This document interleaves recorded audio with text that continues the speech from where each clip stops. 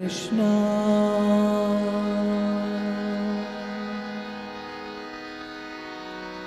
हरे कृष्णा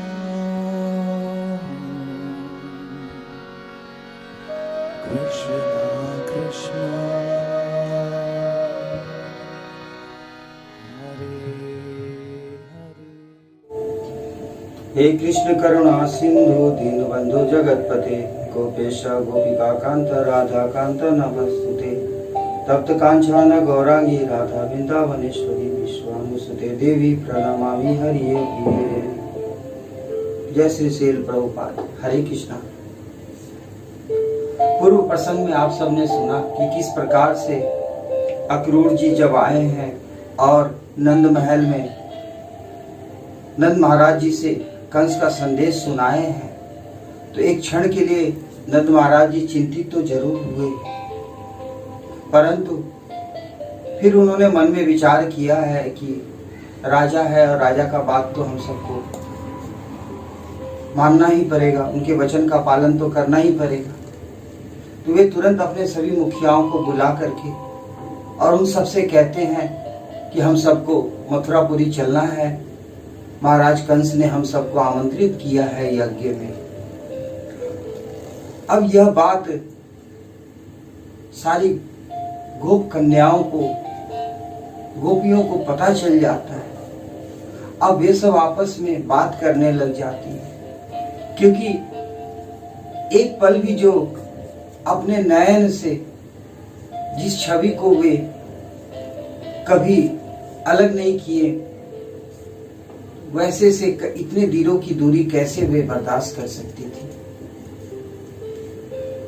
तो आपस में बात करती हैं गोपियां, कहती हैं कि निर्मोहियों की बात ही क्या करना है, क्योंकि अत्यंत निर्मोही जन का चरित्र बड़ा विचित्र होता है। तो निर्मोही किसको बना रही है? भगवान श्री कृष्ण को बना रही है। निर्मोही का तात्पर्य क्या है? निर्मोही का तात्पर्य यह होता है कि जिसे किसी प्रकार की मोह ना हो। हम सबके भीतर किसी न किसी चीज को लेकर के मोह रहती ही रहती है, किंतु भगवान तो निर्मोही है ही, क्योंकि उन्हें मोह है भी और नहीं भी है। तो यहाँ पर गोपियां सभी भगवान श्री कृष्ण को निर्मोही संज्ञा दे करके पुकार कहती हैं, बात करती हैं, कहती हैं कि निर्मोहियों का चरित्र बड़ा विचित्र होता है, उनके हृदय में बात कुछ और होती है, किंतु वह मुख से अलग बात करता है। भला हम सबको त्यागने में, हम सबसे दूर जाने में उसे कष्ट क्यों होगा? कष्ट तो हम गोपियों को हो रहा है, जिनसे विरक्त होकर के वे दूर जा रहे हैं। हम सब कभी कल्पना भी नहीं किए थे कि उनके आश्रय के बिना हम सब जीवित रहेंगे। वे सब अन्न जल त्याग देती हैं, श्रृंगार करना छोड़ देती हैं, किंतु भगवान तो भक्त वत्सल है, उनको मित्रता निभाना आता है। भगवान श्री कृष्ण सभी के हृदय की गति को जानने वाले हैं, तो भला गोपियों के हृदय की गति को कैसे ना समझ पाते वो। उनके हृदय की पीड़ा से वे स्वयं पीड़ित हो गए हैं, और जितनी गोपियां रहती है उतने ही स्वरूप में अपने आप को परिवर्तित करते हैं, और सभी गोपियों को अलग अलग जाकर के समझाते हैं। भगवान श्री कृष्ण किसी को घर के अंदर समझा रहे हैं, किसी को यमुना तट पर बैठ करके समझा रहे हैं, किसी को घोर वन में बैठ करके समझा रहे हैं। इस प्रकार जो गोपियां जहां हैं, भगवान उस स्थल पर प्रकट हुए हैं और उन सब को अलग अलग प्रकार से समझा करके, इसके पश्चात भगवान श्री कृष्ण विश्वानु दुलारी राधा रानी के महल में पहुंचते हैं। राधा रानी भी जैसे ही सुनी है कि भगवान श्री कृष्ण उन सबको छोड़ करके मथुरापुरी को जा रहे हैं, वे तुरंत मूर्छित हो जाती है। उनकी दशा ऐसी हो जाती है कि उनके उंगली की अंगूठी कंगन के समान हो जाती है। भगवान श्री कृष्ण बड़े प्रेम से उनके सर के ऊपर हाथ फेरते हुए समझाते हैं, कहते हैं कि प्रियसी क्या करूं, हम सब यहाँ पर आए हैं लीला करने हेतु। तुम तो समझ सकती हो कि मेरा और तुम्हारा इस धरा पर प्राकट्य होने का आने का कारण क्या है।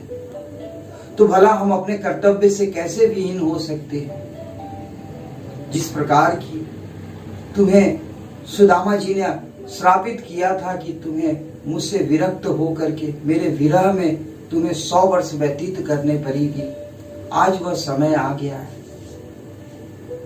और हम सभी वचनबद्ध हैं। हम सबको अपने अपने वचनों का पालन करना पड़ता है। किंतु हाँ, यहाँ पर भगवान श्री कृष्ण राधा रानी को वचन देते हैं।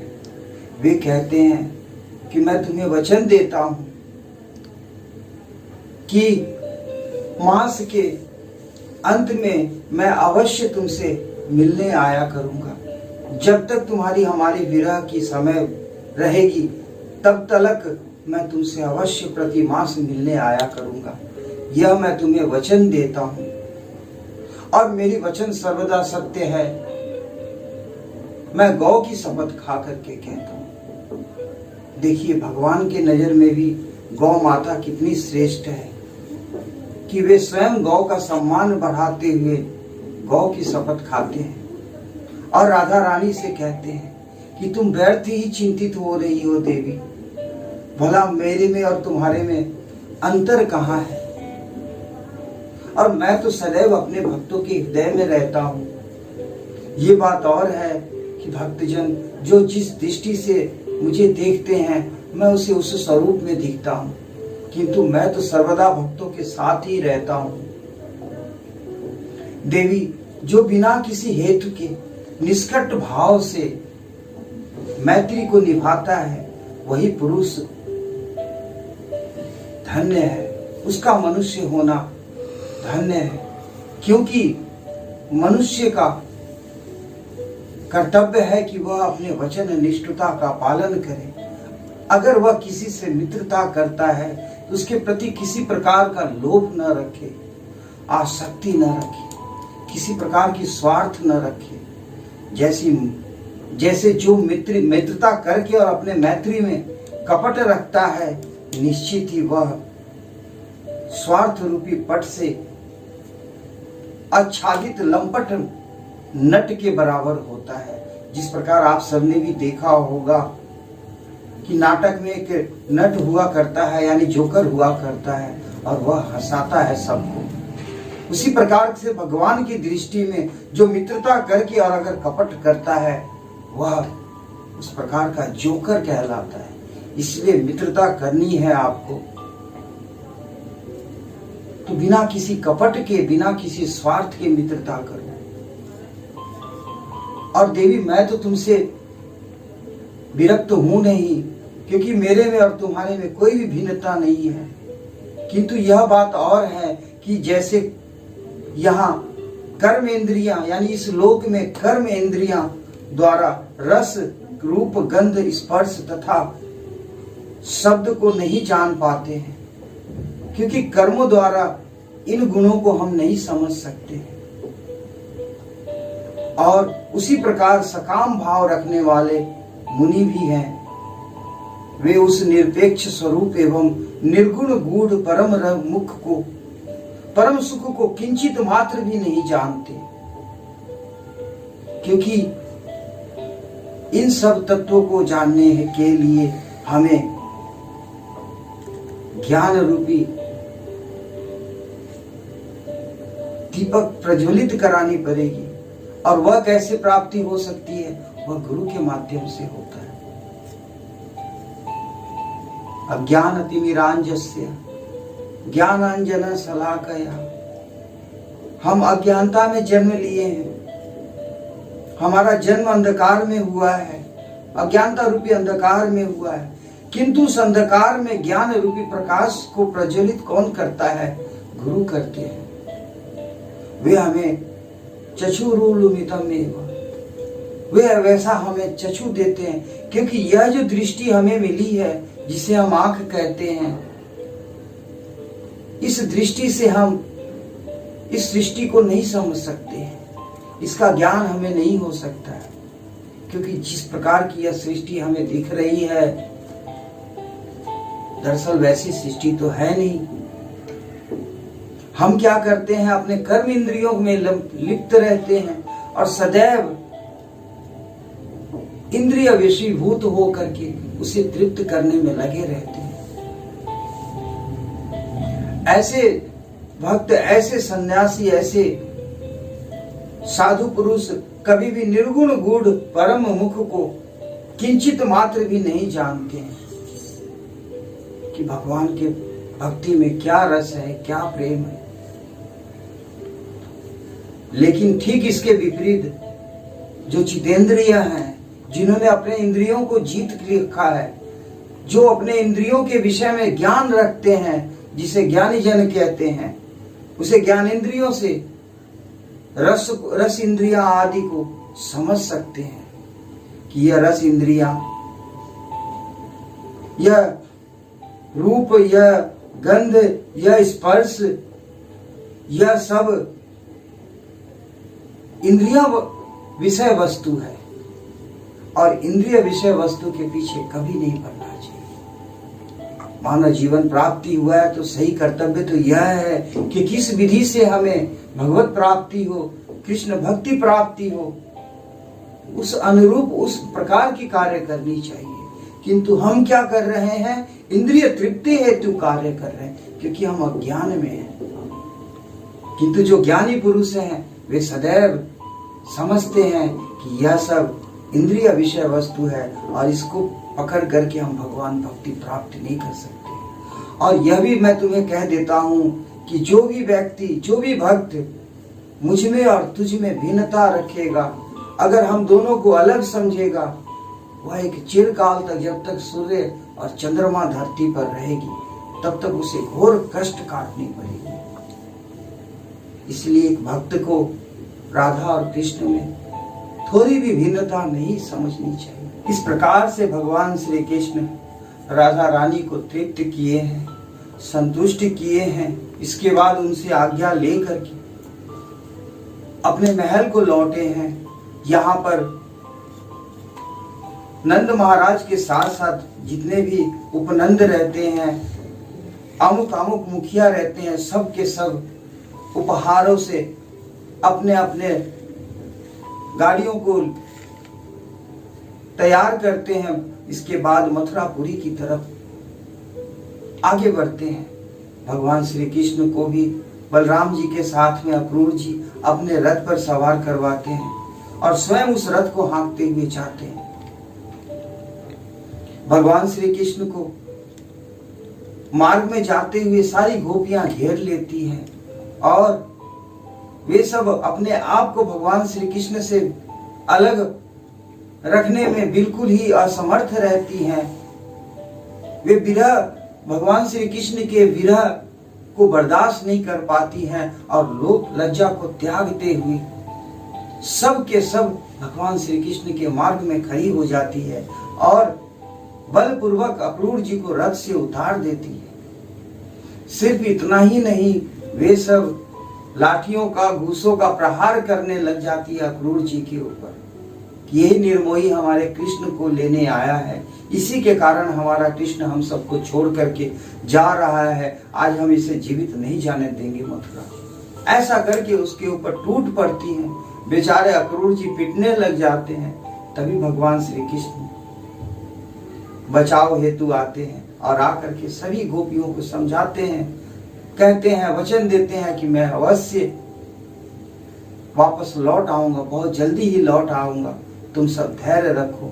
और इस प्रकार सभी गोपियों को वापस भेज करके भगवान श्री कृष्ण मथुरापुरी की आगे की यात्रा प्रारंभ करते हैं। मध्यपहर के पश्चात जब यमुना तट पर पहुंचते हैं अक्रूर जी, तो वे वहां पर रथ को रोकते हैं और सर्वप्रथम भगवान श्री कृष्ण और बलराम जी जाते हैं, जाकर के जल पीते हैं यमुना जी के।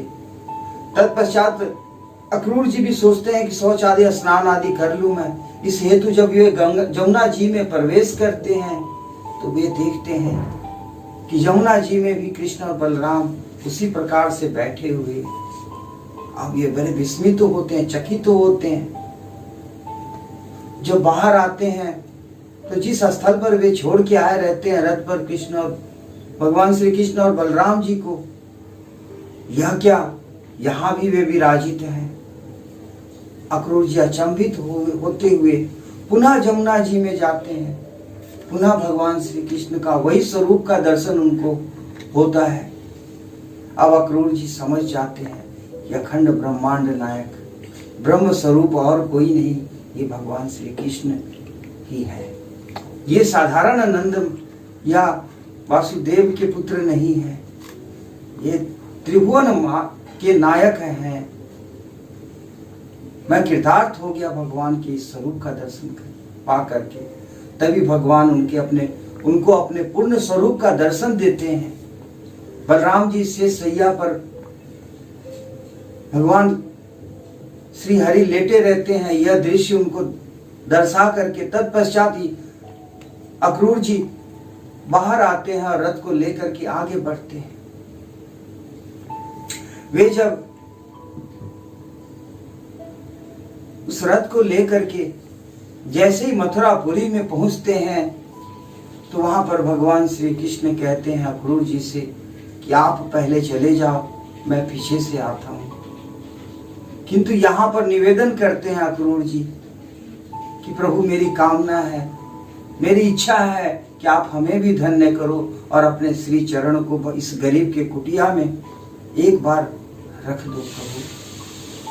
भगवान श्री कृष्ण कहते हैं कि मैं अवश्य आऊंगा तुम्हारे घर पर, किंतु पहले मैं भ्रमण करना चाहता हूं। और इस प्रकार वे अक्रूर जी को पहले भेज देते हैं। तत्पश्चात ये पूरे मथुरापुरी को देखते हुए जहां कंस ने व्यवस्था किया है इन सबको रहने के लिए, वहां पर जाते हैं। इस प्रकार भगवान श्री कृष्ण और बलराम जी नंद महाराज से मथुरापुरी दर्शन करने की इच्छा व्यक्त करते हैं और आज्ञा मांगते हैं। नंद महाराज कहते हैं कि यह तुम्हारा गोकुल नहीं है और तुम सब यहाँ अगर किसी प्रकार की उद्दंडता दिखाए तो निश्चित ही यह कंस का राज्य है, तुरंत कुछ सजा भी दे सकते हैं। इसलिए तुम सब जाना चाहते हो तो जाओ, किंतु किसी प्रकार का उल्लंघन ना करना। और इस प्रकार आज्ञा दे देते हैं और आज्ञा लेकर के भगवान श्री कृष्ण बलराम जी के साथ अपने बाल सखाओं के साथ में मथुरापुरी भ्रमण करने के लिए निकलते हैं। भगवान श्री कृष्ण जब मथुरापुरी भ्रमण करते रहते हैं तो उस समय मथुरा की स्त्रियां जितनी भी नारियां रहती है वे सब भगवान श्री कृष्ण के मनमोहक स्वरूप को देख करके मोहित हो जाती हैं। कोई अपने खिड़की को खोल करके उनको निहारती है, तो कोई अपने गलियारी से झांकती है, कोई दरवाजे की ओर से उनको झांकती है, तो कोई दरवाजे से बाहर आकर के उनको निहारती है। और जो जिस प्रकार से रहती है उसी प्रकार से स्तंभित हो जाती है। वे अपने और तो और अपने पलक तक को बंद नहीं करना चाहती है। उनके मन में ऐसा भाव आता है कि अगर उतना क्षण के लिए पलक बंद होगा, उतना क्षण के लिए हम सबको इनका दर्शन से अवरुद्ध होना पड़ेगा। इस प्रकार से वे मोहित हो जाती उनके स्वरूप को देख करके। तभी भगवान श्री कृष्ण अपने बाल सखाओं के साथ में आगे बढ़ते हैं तो उनके रास्ते में एक रजक आ जाता है। भगवान श्री कृष्ण उस रजक से कहते हैं, यानी धोबी से कहते हैं कि तुम जो वस्त्र लिए जा रहे हो उसमें से हमें भी वस्त्र दो। तो वह धोबी इनका तिरस्कार करते हुए कहता है कि जाओ जाओ, तुम सब चरवाहे हो, तुम सब इस प्रकार के कपड़े को देखे भी हो क्या आज तक? बड़े आए हो राज वस्त्र पहनने वाले। इस प्रकार अपमानित कर देता है भगवान का। भगवान श्री कृष्ण क्रोधित हो अपने हाथ को उठाते हैं और उसके सिर पर रख करके थोड़ा सा ऐसे घुमाते हैं, तुरंत उसका मृत्यु हो जाता है वहीं पर। और वह धोबी के शरीर से देखते ही देखते एक प्रकाश निकलता है और वह भगवान श्री कृष्ण में समा जाता है। दरअसल यह रजक जो रहता है वह त्रेता युग में भगवान श्री राम जब देवी सीता को हरण करके लंका रावण ले गया रहता है और उस रावण का वध करके धर्म की स्थापना करके जब सीता को लेके अयोध्यापुरी वापस आए रहते हैं, तभी एक धोबी अपनी पत्नी को पीटते हुए यह कहता है कि मैं तुम्हें अपने घर में नहीं रखूंगा, तुम दूसरे के घर में रात भर रही हो तो मैं तुम्हारा त्याग करता हूं, क्योंकि मैं राम नहीं हूं जो स्त्री मोह में अपनी पत्नी को की इतनी बड़ी गलती पर भी उसको स्वीकार करूं। अब यह बात जब गुप्तचर सुन लेते हैं तो भगवान श्री राम तक यह बात संदेश पहुंच जाती है और भगवान श्री राम राजधर्म का निर्वाह करते हुए देवी सीता का त्याग कर देते हैं। किंतु उस समय उस रज को, उस धोबी को कोई सजा नहीं देते हैं। वही धोबी वापस द्वापर में कंस का रजक बन करके जन्म लिया है और भगवान श्री माधव ने उसका भी कल्याण किया है। इसके बाद भगवान श्री कृष्ण आगे बढ़ते हैं तो उनको एक माली दिखता है जो बड़े ही अनुग्रह के साथ में, निवेदन के साथ में अपने घर में आमंत्रित करता है। भगवान श्री कृष्ण कुछ क्षण के लिए तो सोचते हैं कि क्या करो, किंतु उसके स्नेह को, उसके भाव को समझते हुए भगवान ना नहीं कर पाते, क्योंकि भगवान तो भाव के भूखे हैं और वे तो भक्त के बस में सदैव रहते हैं। क्योंकि कहते भी है ना, भगत के बस में है भगवान। तो भगवान तो सदैव भक्तों के अधीन रहते हैं। तो उस माली को कृतार्थ करते हुए उसके घर पर जाते हैं। वह माली फूलों की सुंदर सेज लगाता है, उस पर कृष्ण और बलराम जी को बैठाता है, इसके बाद उनकी पूजन करता है और अपने आप को धन्य मानते हुए भगवान को साष्टांग प्रणाम करता है। भगवान श्री कृष्ण भी उसको वह पद प्रदान करते हैं जो हर भक्त, हर वैष्णव चाहते रहता है। उसे उसकी पत्नी के साथ में निज धाम गोलोक धाम का आशीर्वाद प्रदान करते हैं। दरअसल यह माली भी साधारण नहीं रहता है। यह माली पूर्व जन्म में कुबेर देव के यहाँ माली का काम करते रहता है। इसका नाम हेमा मालिनी रहता है और यह हेमा माली भगवान श्री कृष्ण की दर्शन हेतु, भगवान श्री कृष्ण की भक्ति प्राप्ति हेतु श्री हरि की घोर तपस्या करता है। नित्य कमल के पुष्प 108 कमल के पुष्प ला करके उनको प्रदान करता है। इस प्रकार भगवान श्री हरि प्रसन्न होकर के उसको आशीर्वाद देते हैं कि निश्चित ही तुम्हारा यह अभिलाषा द्वापर युग में पूर्ण होगा। और यह माली वही माली रहता है जिसके घर भगवान श्री कृष्ण आज पधारे हैं और उसको कृतार्थ कर रहे हैं। तो ऐसे है भगवान भक्त वत्सल, जो जिस प्रकार से कामना करता है, जिस प्रकार से उनको पूजता है, भगवान उसे उसी स्वरूप में दर्शन देते हैं, उसको उसी प्रकार से पूर्ति करते हैं। इस प्रकार से भगवान श्री कृष्ण उस माली को कृतार्थ करके इसके बाद आगे मथुरापुरी दर्शन के लिए निकले हैं। जब तो मार्ग में उन्हें एक कुंवर निकली हुई सुंदर सी स्त्री दिखती है जो युवावस्था की रहती है। अपने हाथ में अति सुगंधित चंदन का पात्र लिए हुए चंद्रोली लेकर के जाते रहती है। भगवान श्री कृष्ण उससे कहते हैं कि अहो, बड़ा सुगंधित चंदन है, किसके लिए लेके जा रही हो? तो वह कुब्जा कहती है कि मैं महाराज कंस की सेवा में नियुक्त हूँ और नित्य वे मेरे हाथों द्वारा पिसा हुआ चंदन को ही लगाते हैं। भगवान श्री कृष्ण कहते हैं कि क्या यह चंदन तुम मुझे भी प्रदान कर सकती हो? तो यह कुब्जा भगवान श्री कृष्ण को देख करके ही लुभान्वित हो गई रहती है, उसकी दशा खराब हो गई रहती है।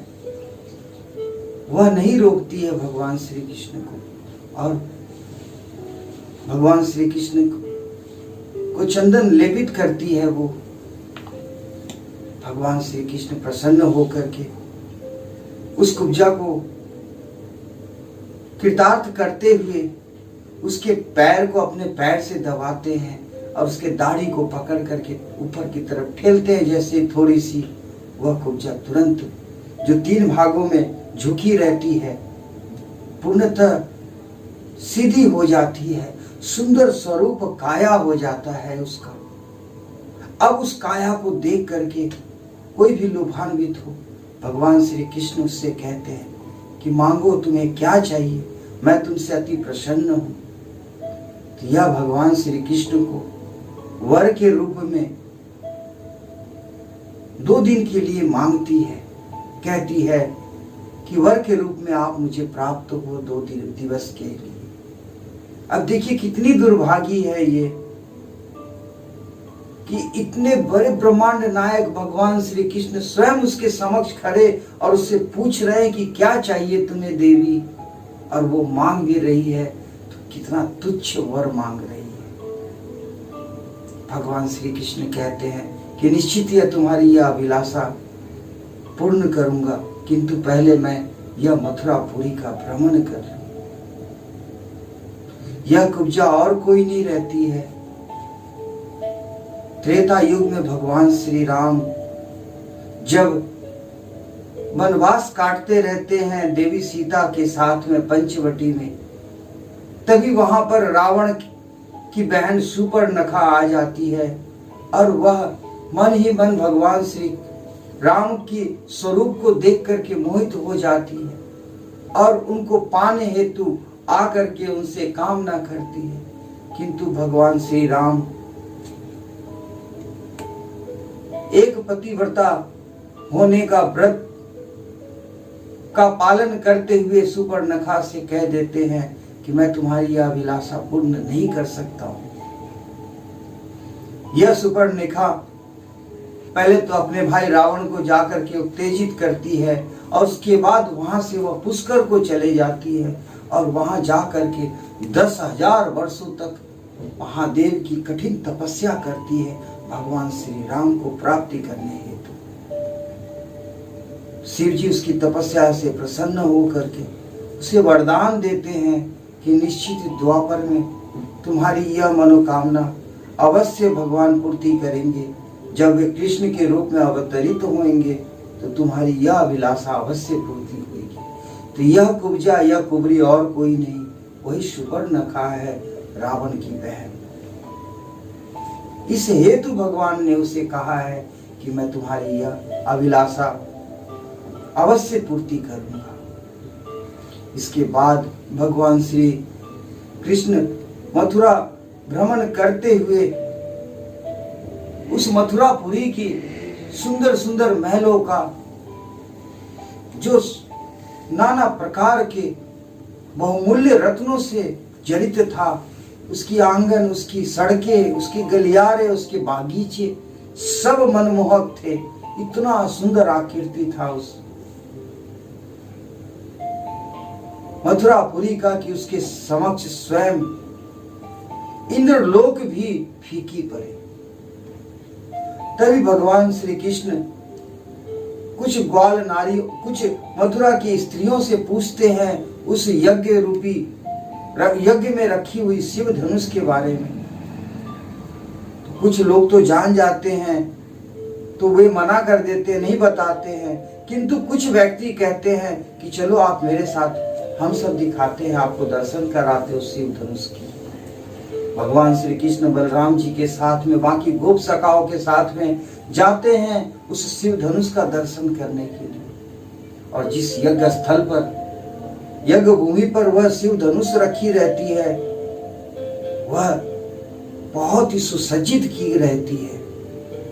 वह धनुष जो 9 धातुओं से बना रहता है, 8 धातुओं से बना रहता है, जो लगभग 1 लाख वजन किलो का रहता है, जिसको उठाने हेतु 50,000 सैनिक लगते हैं। उस धनुष को देखते हैं भगवान श्री कृष्ण। दरअसल वह धनुष साधारण नहीं रहती है। स्वयं परशुराम जी ने उस धनुष को उग्रसेन के पूर्वजों को प्रदान किए थे और तब से ही इसका पूजन किया जाता है। आकाशवाणी में यह भी कहा गया था कि जिस दिन तुम्हारी यह धनुष टूट गई, तुम समझ लेना कि तुम्हारा मृत्यु का घड़ी समक्ष आ गया है। भगवान श्री कृष्ण उस धनुष को देखते ही उसको स्पर्श करने की इच्छा से आगे बढ़ते हैं। तभी सैनिक लोग रोकने का प्रयास करते हैं, किंतु भगवान श्री कृष्ण किसी की नहीं सुनते हैं और देखते ही देखते उस धनुष को उठा लेते हैं। न सिर्फ उठाते हैं बल्कि उसके ऊपर प्रत्यंचा चढ़ाते हैं और प्रत्यंचा चढ़ा करके जैसे ही अपने कर्ण तक खींचते हैं, वह धनुष 2 भागों में विभक्त हो जाता है। जब वह खंडित होता है धनुष, तो तीनों लोक कांप उठती है। ऐसा लगता है कि धरा आज फट जाएगी। उसके स्वर, उसके कंपन का स्वर, भयानक स्वर को जब कंस सुनता है तो वह भी भयभीत हो जाता है। भगवान श्री कृष्ण चुपचाप से, जैसे लगता है कि किसी प्रकार की अपराध भी नहीं किए हैं, चुपचाप से उस शिव धनुष को तोड़ करके और अपने महल में लौट आते हैं। अब यहाँ पर आगे क्या होता है वह आगे की एपिसोड में आप सब सुनिएगा।